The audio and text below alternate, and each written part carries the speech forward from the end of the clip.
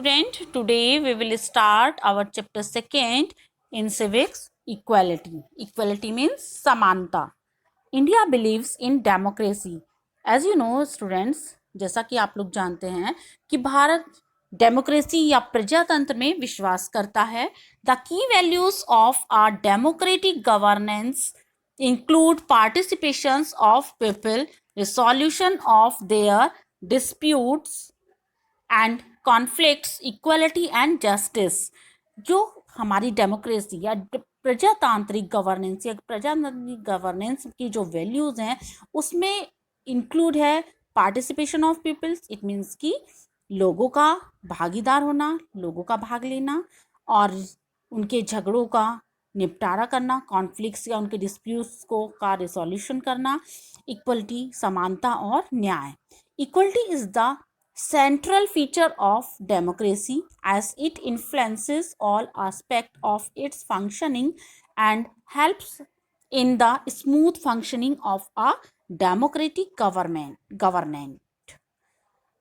Equality या समानता केंद्रीय डेमोक्रेसी या प्रजातांत्रिक डेमोक्रेसी की एक ऐसी फीचर है जो सभी एस्पेक्ट जो इसके फंक्शन स्मूथ फंक्शनिंग के लिए इसको बहुत अधिक इन्फ्लुएंस करती है और प्रजातांत्रिक गवर्नमेंट को स्मूथली फंक्शन करने में हेल्प करती है.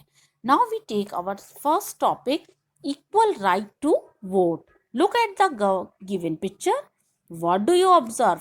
आप इस पिक्चर को देखिए. आप इसमें क्या ऑब्जर्व कर रहे हैं?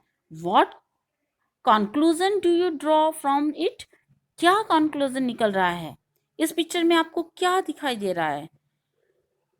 Exercising the right to vote. इस पिक्चर में exercising the right to vote दिखाया गया है. सबके पास वोट देने का अधिकार है. In a democratic country like India, all the citizens who are above the age of 18 have been given the right to vote irrespective of their race, caste, creed और education.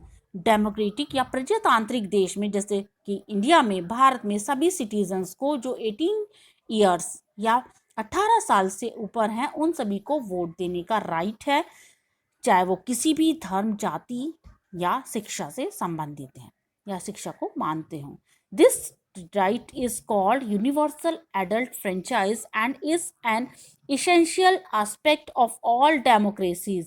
इस राइट को या इस अधिकार को हम वयस्क मताधिकार या यूनिवर्सल एडल्ट फ्रेंचाइज के नाम से जानते हैं, जो डेमोक्रेसी या प्रजातंत्र का एक इसेंशियल एस्पेक्ट है. Not only this, each citizen shares an equal status as each of them has a voting right. सिर्फ इसमें ही नहीं, हर एक सिटीजन में यहाँ पर इक्वल स्टेटस या ये लोग अपना इक्वल स्टेटस वोट देने का हर एक सिटीजन को इक्वल राइट है. वो चाहे वो किसी भी धर्म जाति को मानने वाला हो, उसको वोट देने का समान अधिकार है. Next topic is other kinds of inequalities. दूसरी तरह की असमानताएं. There are many people in India who enjoy the right to vote, but their working and living conditions indicate gross inequality prevailing in the society.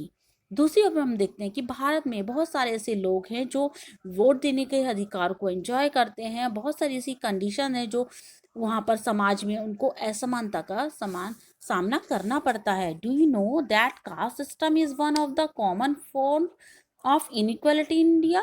क्या आप जानते हैं कि जो caste system है वो यहाँ पर भारत में असमानता का सामान्य रूप है. In urban India the caste system has weekend.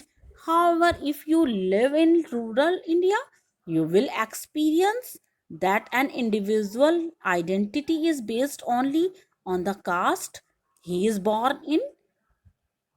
यहाँ पर यद्यपि हम देखते हैं जो रूरल देहात में, भारत के देहात में जो लोग रहते हैं, जो अपनी इंडिविजुअल, अपनी कास्ट, अपनी पहचान बनाए हुए हैं अपनी जाति के रूप में, यहाँ पर उन्होंने जन्म लिया है. But the caste system in India continued to be in the mind of educated urban population too, especially in matters concerning marriage. चाहे वो शिक्षित हैं, अर्बन या कस्बों में रहने वाली जो पॉपुलेशन है वो भी स्पेशली मैरिज के टाइम पर इसको कंसर्न करती है. There are other forms of inequalities too in which the lower caste Dalit are discriminated against. People are also treated unequally and unfairly on the basis of the religion they practice, class background they come from and gender, as well as whether they are male or female.